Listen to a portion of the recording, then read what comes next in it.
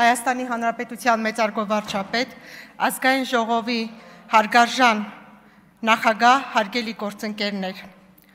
սիրելի հայրենակիցներ, այսօր մենք կանգնած ենք պատմական ճշմարտության առաջ։ Մարդու իրավունքների եվրոպական դատարանը մարտի 1-ի ողբերգական իրադարձություններից շուրջ 17.5 տարի անց հրապարակեց Ֆարմանյան ընդդեմ Հայաստանի գործի 9 զոհերի վերաբերյալ վճիռը։ Եվ այդ վճիռը հնչում է որպես դատավճիռ ոչ միայն իրավական, այլև բարոյական իմաստով։ Միեդը հստակ արձանագրեց. Հայաստանի Հանրապետությունն է խախտել իր քաղաքացիների կյանքի իրավունքը եւ պետությունն է պատասխանատու մարտի 1-ին սպանված մեր քաղաքացիների մահվան համար։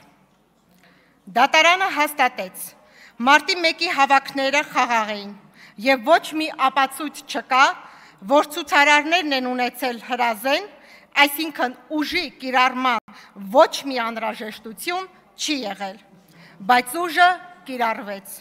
եւ դա արվեց իշխանության նախաձեռնությամբ եւ սանձազերծմամբ։ Մարտի 1-ի գործողությունները իրականացվեցին պետական համակարգի կողմից, կազմակերպված եւ շղթայաբար ղեկավարված։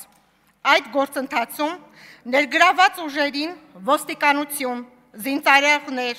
ներքին զորք հանձնարարված էր կանխել խաղաղ հավաքները։ Սակայն նրանք չեն ունեցել անհրաժեշտ պատրաստվածություն, նրանց տրամադրվել են մահաբեր, կյանքի համար վտանգավոր եւ ժամկետանց զինտասակներ, որոնք կիրառվել են առանց համապատասխան հրահանգների եւ անհամաչափ ուժով։ Դատարանը արձանագրեց նաեւ, որ կառավարության ներկայացրած բոլոր պատճառաբանությունները, նարկոտիկներ, երկաթյա ձողեր, փայտեր չեն համարվել համոզիչ ապացույցներ։ Եվրոպական դատարանը բացահայտեց նաև ամենացավալի փաստը։ Ապացույցները կեղծվել են, փամփուշտներն են փոխվել, կեղծ փաստաթղթեր, գրություններ են ստեղծվել, ճշմարտությունը ոչ միայն սպանվել, այլև թաղվել է պետության ձեռքով։ Այսօր արդեն դատարանը հաստատեց այն ճշմարտությունը, որը ժողովուրդը վաղուց գիտեր։ Ուժի կիրառման իրավասություն ունեցող ողջ համակարգը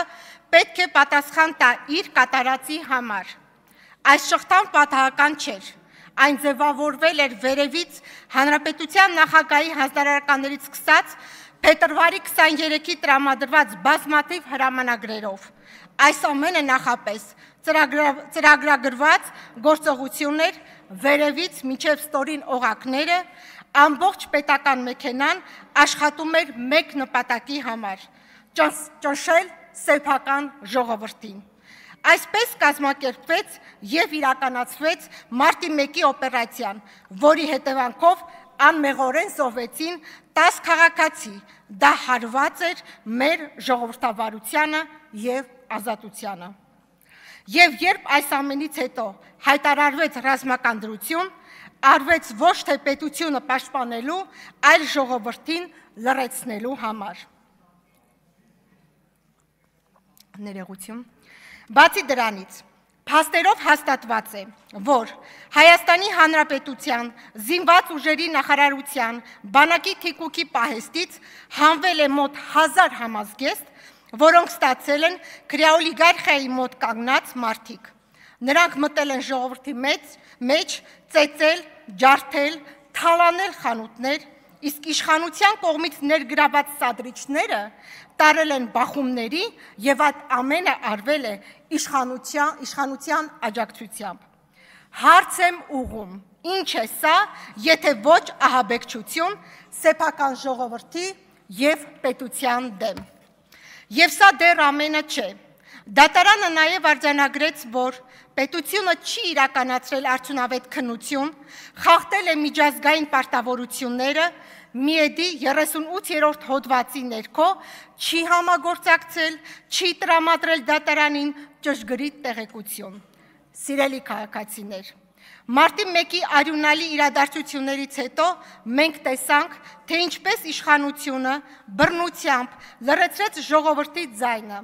Խաղաղ ցույցերին մասնակցած քաղաքական առաջնորդները, համախոհները եւ անմեղ քաղաքացիներ, ովքեր պարզապես պահանջում են արդարություն, ազատություն եւ ժողովրդավարություն, դարձան հալածյալներ։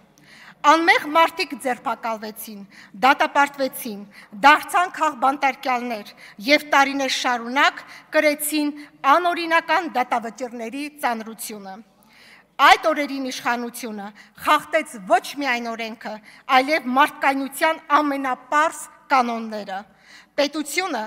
որը պետք է պաշտպաներ քաղաքացուն, վերածվեց ճնշման գործիքի ընդդեմ սեփական ժողովրդի։ Մարտի 1-ը դարձավ խարան այն իշխանության ճակատին, որը վախենում էր ժողովրդից ու ժողովրդավարությունից։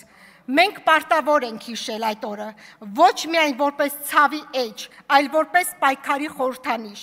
Մարտի 1-ը վկայությունն է առ այն, որ նույնիսկ երբ բռնությունը փորձում է խեղդել ազատությունը, ժողովուրդը երբեք չի լռում։ Սիրելի հայրենակիցներ,